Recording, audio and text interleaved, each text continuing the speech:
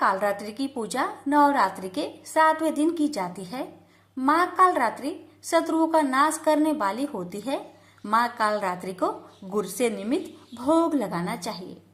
देवी कालरात्रि माँ दुर्गा का 7वां रूप है। माता अत्यंत दयालु कृपालु है। यह देवी सर्वत्र विजय दिलाने वाली, मन एवं मस्तिष्क के समस्त विकारों को दूर करने वाली है। यह माँ दुर्गा की 7वीं शक्ति तथा कालरात्रि के नाम से जानी जाती है, अर्थात जिनके शरीर का रंग घने अंधकार की तरह एकदम काला है। नाम से ही जाहिर है कि इनका रूप भयानक है। सिर के बाल बिखरे हुए हैं और गले में विद्युत की तरह चमकने वाली माला है। अंधकारमयी स्थितियों का विनाश करने वाली शक्ति है कालरात्रि। काल से भी रक्षा करने वाली यह शक्ति है। यह देवी के 3 नेत्र है। ये तीनों ही नेत्र ब्रह्मांड के समान गोल है। इनकी सांसों से अग्नि निकलती रहती है। ये गंधर्व की सवारी करती है। ऊपर उठे हुए दाहिने हाथ की वर मुद्रा भक्तों को वर देती है। दाहिनी तरफ का नीचे वाला हाथ अभय मुद्रा में है, यानी भक्तों हमेशा निडर निर्भय रहो। बाएं तरफ के ऊपर वाले हाथ में लोहे का कांटा तथा नीचे वाले हाथ में खड़ग है।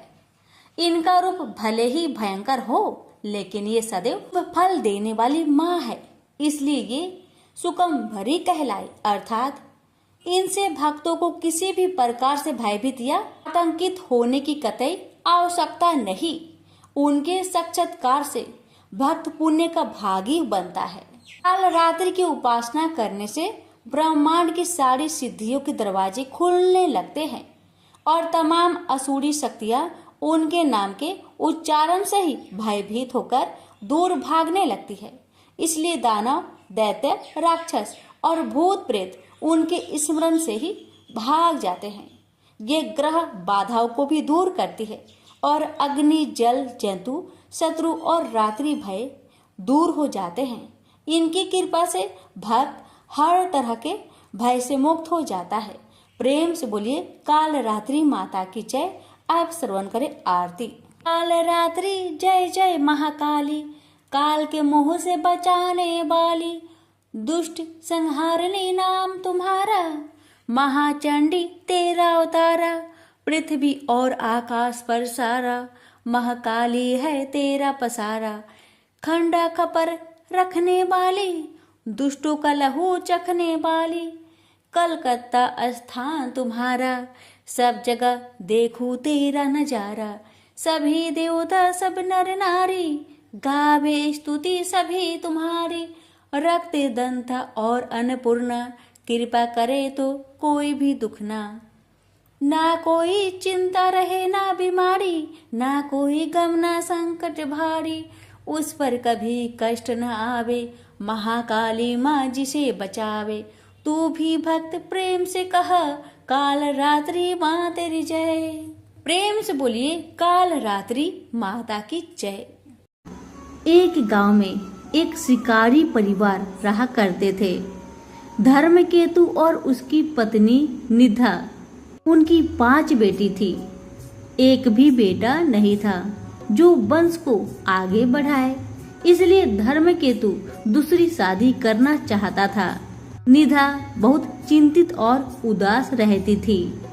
एक दिन देवी चंडी एक ब्राह्मणी के भेष में निधा के पास भिक्षा मांगने गई। निधा के व्यवहार से चंडी प्रसन्न होकर कुछ मांगने को कहा। निधा ने कहा, मेरे पास सब कुछ है पर कोई पुत्र नहीं है। चंडी के आशीर्वाद से उसे पुत्र की प्राप्ति हुई। पुत्र का नाम कालकेतु रखा। बड़ा ही वीर था। बड़ा हुआ उसकी शादी फुलरा से हो गई। वह बहुत सुशील लड़की थी। उसके आने से पहले शिकार कर लाया हुआ मांस कालकेतु की माँ बाजार में बेचने जाया करती थी। और उसके आ जाने के बाद अब कालकेतु जंगल से जानवर का शिकार कर लाता।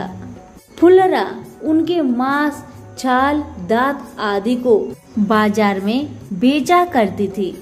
बेटे बहू ने घर अच्छे से संभाल लिया था। ये देखकर पति पत्नी काशी चले गए। अब हर रोज की तरह दोनों अपने काम में लगे रहते। काल केतु इतना ज्यादा शिकार करता कि जंगल के जानवर डरने लगे। सभी जानवर ने जंगल के राजा सिंह से गुहार लगाई। गेंडे ने कहा, राजा जी बहुत दुखी हूँ, मेरे 7 भाई मारे गए हैं। हिरनी ने कहा, मैं पतिहीन हो गई हूँ, जीवन बहुत पीड़ा दे रही है, मौत भी नहीं आ रही है। बंदर ने कहा, मैं वंश विहीन हो गया हूँ, काल केतु मेरे बच्चों को बांधकर बेच दिया।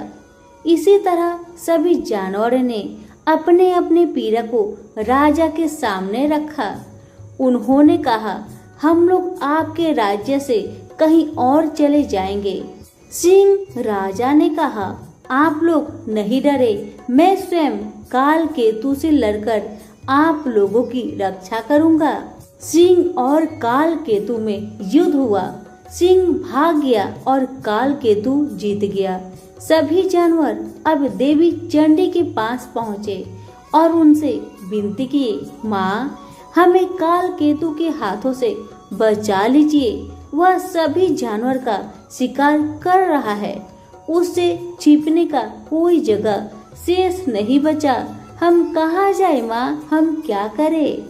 चंडी माता ने सभी जानवर को आश्रय दी और अपने यहाँ छुपा ली और स्वयं एक गौवन सांप बनकर जंगल के बीच बैठ गई। उधर काल केतु जंगल में जानवर का शिकार करने निकला तो उसे कोई जानवर नहीं मिला। वह चिंतित होने लगा। उनका जीवन तो बस जानवर पर ही टिका था। अब वे क्या खाएगा, क्या पिएगा।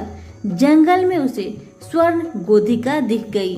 स्वर्ण गोधिका का दिखना अब शकुन माना जाता था, इसलिए काल केतु को गुस्सा आया और आगे बढ़ गया। उसने पूरी जंगल छान मारी पर कोई जानवर नहीं दिखा। उसका दिन बिगड़ गया। आते वक्त उसने फिर से स्वर्ण गोधिका को दिखा। उसने उसे पकड़ लिया और गुस्से से कहा, आज तुझे ही मैं जिंदा पकाऊंगा और खाऊंगा। घर आया तो घर पर फुलेरा नहीं थी। पड़ोसियों से पता चला फुलेरा बाजार गई है। काल केतु स्वर्ण गोधिका को रस्सी से बांधकर फुलेरा के पास पहुंचा। फुलेरा बोली, घर में खाने को कुछ नहीं है और ये बासी मांस कोई नहीं खरीद रहा है। काल केतु ने फुलेरा को पड़ोसी से शिवली फूल के बदले चावल का उधार मांगने को कहा और कहा, घर पर स्वर्ण गोधिका है, उसे पका लेना। काल केतु बाजार में रहकर बासी मांस बेचने लगा और फुलेरा चावल लेकर घर पहुंची। घर में स्वर्ण गोधिका नहीं था, बल्कि एक 16 साल की सुंदर कन्या रस्सी से बंधी थी। फुलेरा उसे देखकर डर गई कि इतनी सुंदर कन्या यहाँ क्या कर रही है। उसने कहा, तुम कौन हो, यहाँ क्या कर रही हो। कन्या ने कहा, मैं ब्राह्मण कन्या हूँ, मैं तो जंगल के बीच बैठी थी, तुम्हारे पति ने मुझे यहाँ लाया है। ये सुनकर उसे गुस्सा आया, ये सोचकर कि कहीं ये मेरी सौतन तो नहीं, पर शांत होकर बड़े प्यार से उसे काल केतु और अपना कष्टदायक जिंदगी के बारे में कहने लगी ताकि वह कन्या अपने घर चली जाए। पर कन्या मानने को तैयार नहीं हुई। फुलेरा काल केतु के पास बाजार पहुंची और बोली, आप किसे घर लाए हैं? एक सुंदर कन्या घर में है। काल केतु को विश्वास नहीं हुआ क्योंकि उसने एक स्वर्ण गोधिका रखी थी। वे दोनों तुरंत घर आए। काल केतु उसे देख हैरान हुआ और उसके बारे में पूछने लगा कि तुम कौन हो और यहाँ से चली जाओ। जब कन्या जाने को राजी नहीं हुई तो उसने अपना तीर धनुष निकाल लिया। उसकी बहादुरी देखकर कन्या ने कहा, मैं चंडी हूँ, तुम आज से शिकार करना छोड़ दो, मैं तुम्हें गुजरात का राजा बनाती हूँ। काल केतु को उस पर यकीन नहीं हुआ और वह बोला, अगर तुम देवी चंडी हो तो तुम असली रूप में आओ। माँ चंडी ने उसे महिष मर्दिनी का रूप दिखाया। तब दोनों उनके चरण पर गिर पड़े। चंडी बोली, हर मंगलवार मेरी पूजा करो और लोगों में मेरी पूजा का प्रचार कराओ। चंडी उन्हें एक अंगूठी दी जिसका मूल्य 7 करोड़ था। फुलरा बोली, माँ गुजरात जंगल से भरा है, उसे काटने में और शहर बनाने में ही सारा धन चला जाएगा। चंडी ने 7 सोने से भरा कलश भी दिए और वे कैलाश पर्वत पर चली गई। काल केतु अंगूठी को बेचने के लिए शिव मुरारी के पास पहुंचा। वह काल केतु से हमेशा मांस उधार में लिया करता था, इसलिए उसे लगा कि काल केतु उधार का पैसा लेने आया है। वह अपनी पत्नी को बाहर भेजा और छिपकर सारी बातें सुनने लगा। काल केतु के कुछ बोलने से पहले ही उसकी पत्नी बोली, मुरारी घर पर नहीं है, उधार का पैसा कल दे देंगे। काल केतु बोला, आप पैसा कल दे देना, मैं तो ये अंगूठी तुड़वाने आया था। अब दूसरे दुकानदार के पास जाना पड़ेगा। इतना सुनकर मुरारी दौड़ते हुए आया और अंगूठी देखा और झूठ में बोला कि ये अंगूठी पीतल का है। उसने सोचा झूठ बोलकर वह अंगूठी स्वयं हड़प लेगा। काल केतु ने सोचा अंगूठी देवी को ही लौटा देगा। रात में चंडी ने मुरारी को सपने में अंगूठी का उचित मूल्य देने को कहा। उसने दूसरे दिन काल केतु को 7 करोड़ रुपए दे दिए। काल केतु गुजरात के जंगलों को कटवाने के लिए मजदूर लगवाया। जंगल में बाघ के डर से मजदूर जंगल के अंदर जाने को तैयार नहीं हो रहे थे। तब काल केतु स्वयं जंगल में जाकर बाघ से लड़ा और उसे मार डाला।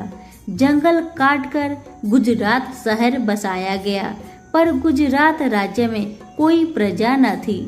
काल केतु ने चंडी से प्रार्थना की, तब उन्होंने इंद्रदेव तथा समुद्र के मदद से कलिंग राज्य में भारी बरसात करवाई। नदी नदी में बाढ़ आ गई। लोग कलिंग से गुजरात भागकर आने लगे। इस तरह ब्राह्मण, कश्यप, मुस्लिम आदि अनेक जाति के लोग गुजरात में आकर रहने लगे। काल केतु राज्य को सही तरीके से चलाने के लिए अच्छी अच्छी नीतियां बनाई। राज्य में एक व्यक्ति भारू दत्त भी रहता था। उसने मीठी मीठी बातें कहकर काल केतु के दरबार में ऊंची पद हासिल कर ली थी। उसने सभी को तंग कर रखा था। वह सभी से सामान ले लेता और पैसा नहीं देता था। उसके अत्याचार से सभी लोगों ने काल केतु से उसकी शिकायत की। काल केतु ने उसे सजा दिया। भारू दत्त को यह सहन नहीं हुआ और वह कलिंग राजा के पास काल केतु की शिकायत करने चला गया। भारू दत्त कलिंग राज के दरबार में पहुंचकर राजा से कहने लगा कि आपके रहते कोई और दूसरा राजा शासन कैसे कर सकता है। कलिंग राजा ने उससे पूछा, यदि तुम सच कह रहे हो तो दिखाओ हमें। भारू दत्त ने कलिंग राजा के दूत को ये सब दिखाया। कलिंग राजा ने काल केतु पर आक्रमण कर दिया। दोनों के बीच में भीषण युद्ध हुआ और काल केतु हार गया। उसे काल कोठरी में डाल दिया गया। रात को देवी चंडी ने कलिंग राज को सपने में दर्शन दी और बताई कि काल केतु को मैंने गुजरात का राजा बनाया है, उसे आजाद कर दो। उसी समय कलिंग राजा दौड़ते हुए आए और काल केतु को आजाद करवाए और उसे गुजरात का राजा बना दिया। भारू दत्त को सजा मिली। काल केतु खुशी खुशी अपना राज्य को चले गए। तो सभी प्रेम से बोलिए चंडी माता की जय हो। 10 महाविद्याओं में प्रथम है। महाभागवत के अनुसार महाकाली ही मुख्य है और उन्हीं के उग्र और सौम्य 2 रूपों में अनेक रूप धारण करने में समर्थ है। विद्यापति भगवान शिव की शक्तियां ये महाविद्याएं अनंत सिद्धियां प्रदान करने में समर्थ है। दार्शनिक दृष्टि से भी काल तत्व की प्रधानता सर्वोपरि है, इसलिए महाकाली या काली ही समस्त विद्याओं की आदि है, अर्थात उनकी विद्या में विभूतियां ही महाविद्याएं हैं। ऐसा लगता है कि महाकाल की प्रियतमा काली ही अपने दक्षिण और वाम रूपों में 10 महाविद्याओं नाम से विख्यात हुई। बृहद नील तंत्र में कहा गया है कि रक्त और कृष्ण भेद से काली ही 2 रूपों में आदि शिष्ट है। कृष्णा का नाम दक्षिणा और रक्त वर्णा का नाम सुंदरी है। माँ काली की व्रत कथा। काली का पुराण में कथा आती है कि एक बार हिमालय पर अवस्थित मतंग मुनि के आश्रम में जाकर देवताओं ने महामाया की स्तुति की। स्तुति से प्रसन्न होकर मतंग वनिता के रूप में भगवती ने शरीर से काले पहाड़ के समान वर्ण वाली एक दिव्य नारी का प्रकट हुआ। उस महातेजस्वी ने स्वयं ही देवताओं की ओर से उत्तर दिया कि ये लोग मेरा ही सतवन कर रहे हैं। वे काजल के समान कृष्णा थी, इसलिए उनका नाम काली पड़ा। दुर्गा सप्तशती के अनुसार एक बार शुभ निशुभ के अत्याचार से व्यतीत होकर देवताओं ने हिमालय पर जाकर देवी सूक्त से देवी की स्तुति की। तब देह से कौशिकी का प्रकट्य हुआ। कौशिकी के अलग होते ही पार्वती का स्वरूप कृष्ण हो गया, जो काली नाम से विख्यात हुआ। माँ काली को नील रूपा होने के कारण तारा भी कहते हैं। नारद 5 रात्र के अनुसार एक बार काली के मन में आया कि वे पुनः गौरी हो जाए। यह सोचकर वे अंतर ध्यान हो गई। शिव जी ने नारद से उनका पता पूछा। नारद जी ने उनसे सेमरू के उत्तर में देवी के प्रत्यक्ष उपस्थित होने की बात कही। शिव जी की प्रेरणा से नारद जी वहां गए। उन्होंने देवी जी से शिव जी के साथ विवाह का प्रस्ताव रखा। प्रस्ताव सुनकर देवी क्रुद्ध हो गई और उनकी देह से एक षोडशी विग्रह प्रकट हुई और उससे छाया विग्रह त्रिपुर भैरवी का प्रकट हुआ। प्रेम से बोलिए महाकाली मैया की जय। अब जानिए महाकाली की उपासना विधि। काली की उपासना में संप्रदायगत भेद है। प्राय 2 रूपों में इनकी उपासना का प्रचलन है। भाव बंधन मोचन में काली की उपासना सर्वोत्कृष्ट कही जाती है। शक्ति साधना के 2 पीठों में काली की उपासना श्याम पीठ पर करने योग्य है।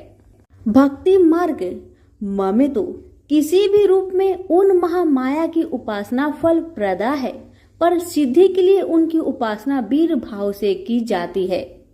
साधना के द्वारा जब अहंता, ममता और भेद बुद्धि का नाश होकर साधक में पूर्ण शिशु तत्व का उदय हो जाता है, तब काली का विग्रह साधक के समक्ष प्रकट हो जाता है। उस समय भगवती काली माता की छवि अवर्णीय होती है। काजल के पहाड़ के समान दिग्वसना मुक्त कुंतला स्वर पर आरूढ़ मुंडल माला धारिणी भगवती काली का प्रत्यक्ष दर्शन साधक को कृतार्थ कर देता है। तांत्रिक मार्ग में यद्यपि काली माता की उपासना दीक्षा गम्य है, तथापि अनन्य शरणागति के द्वारा उनकी कृपा किसी को भी प्राप्त हो सकती है। मूर्ति मंत्र अथवा गुरु द्वारा उपदिष्ट किसी भी आधार पर भक्ति भाव से मंत्र जाप, पूजा, होम और पुरस्चरण करने से भगवती काली प्रसन्न हो जाती है। उनकी प्रसन्नता से साधक को सहज ही संपूर्ण अभिष्टों की प्राप्ति हो जाती है। प्रेम से बोलिए महाकाली मैया की जय हो। माता रानी की कृपा सभी भक्तों पर सदा बनी रहे। हिंदू धर्म में माँ काली का प्रमुख स्थान है। काली का अर्थ है समय और काल। ऐसा माना जाता है कि उनकी उत्पत्ति समय और काल पापियों के नाश के लिए हुई थी। समय और काल से कोई भी नहीं बच सकता, यह सभी को निगल जाता है। माता पार्वती ने यह भयानक रूप पापियों के विनाश के लिए धारण किया था। माँ काली पापियों के लिए विनाश है और अपने भक्तों के लिए प्रेम से भरी हुई है। जो भी प्राणी सच्चे मन से माँ की भक्ति करता है, माँ उसे मनोवांछित फल देती है।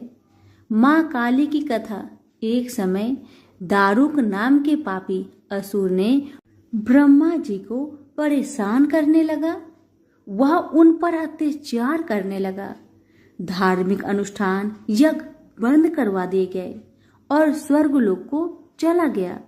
सभी देवता विचलित होकर ब्रह्मा जी और विष्णु जी के पास सहायता मांगने के लिए चले। ब्रह्मा जी ने बताया कि दारुक का नाश सिर्फ स्त्री के हाथों से हो सकता है। सभी बड़े देवता भी उससे युद्ध में हार चुके थे।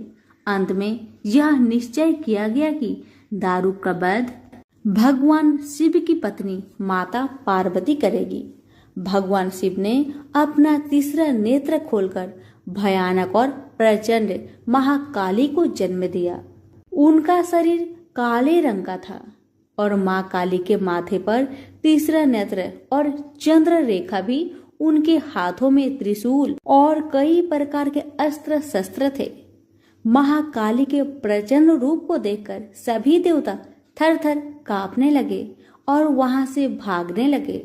युद्ध में दारुक महाकाली से पराजित हुआ और इस तरह उस दुष्ट का अंत हुआ। महाकाली के भयानक रूप से चारों तरफ अग्नि की भयानक लपटें उत्पन्न हो गई। महाकाली के क्रोध को सिर्फ भगवान शंकर ही रोक सकते थे, इसलिए उन्होंने एक बालक का अवतार लिया। भगवान शिव शमशान पहुंचे और वहां बालक के रूप में लेटकर रोने लगे। छोटा बालक को देखकर महाकाली का क्रोध शांत हो गया। उनके हृदय में ममता भावना जागृत हो गई। उन्होंने शिव रूपी उस छोटे बालक को उठा लिया और अपने स्थानों से दूध पिलाने लगी। इस प्रकार से शिव जी ने उनके क्रोध को पी लिया। इस प्रकार महाकाली का भयानक और प्रचंड क्रोध शांत हुआ। उसके बाद महाकाली मूर्छित हो गई। उन्हें होश में लाने के लिए भगवान शिव ने तांडव नृत्य किया। होश में आने पर वह पुनः माता पार्वती के रूप में आ चुकी थी। माता पार्वती भगवान शिव का नृत्य देखकर नृत्य करने लगी, जिसके कारण उन्हें योगिनी का नाम से भी पुकारा जाता है। इसके अलावा महाकाली ने महिषासुर, चंडमुंड, रक्तबीज, शुभ निशुभ जैसे राक्षसों का व्रत किया था। इसलिए 10 महाविद्याओं में से महाकाली प्रथम महाविद्या है। प्रेम से बोलिए माँ काली की जय हो। भगवती दुर्गा की 10 महाविद्याओं में से एक है महाकाली, जिनके काले और डरावने रूप की उत्पत्ति राक्षसों का नाश करने के लिए हुई थी। यह एकमात्र ऐसी शक्ति है जिनसे स्वयं काल भी भय खाता है। उनका क्रोध इतना विकराल रूप ले लेता है कि संपूर्ण संसार की शक्तियां मिलकर भी उनके गुस्से पर काबू कर नहीं पा सकती। उनके इस क्रोध को रोकने के लिए स्वयं उनके पति भगवान शंकर उनके चरणों में आकर लेट गए थे। इस संबंध में शास्त्रों में एक कथा वर्णित है, जो कि इस प्रकार से है। कथा शुरू करने से पहले बोलिए प्रेम से महाकाली की जय हो, माता रानी की जय हो। दैत्य रक्तबीज ने कठोर तप के बल पर वर पाया था कि अगर उसके खून की एक बूंद भी धरती पर गिरेगी तो उसके अनेक दैत्य पैदा हो जाएंगे। उसने अपनी शक्तियों का प्रयोग निर्दोष लोगों पर करना शुरू कर दिया। धीरे धीरे उसने अपना आतंक तीनों लोकों पर मचा दिया। देवताओं ने उसे युद्ध के लिए ललकारा। भयंकर युद्ध का आगाज हुआ।